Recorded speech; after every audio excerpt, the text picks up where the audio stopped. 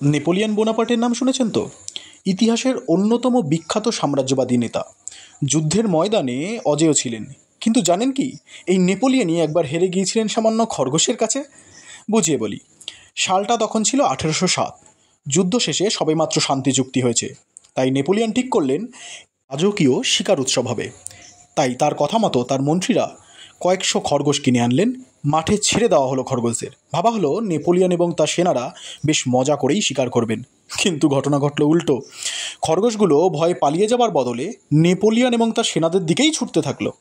হাজারো খরগোশ চারিদিক থেকে দৌড়ে এসে নেপোলিয়নকে ঘিরে ফেলে এবং শেষে দেখা যায় ব্যাগ, বুট, জামা যেখানেই দেখা যায় শুধু খরগোশ আর খরগোশ।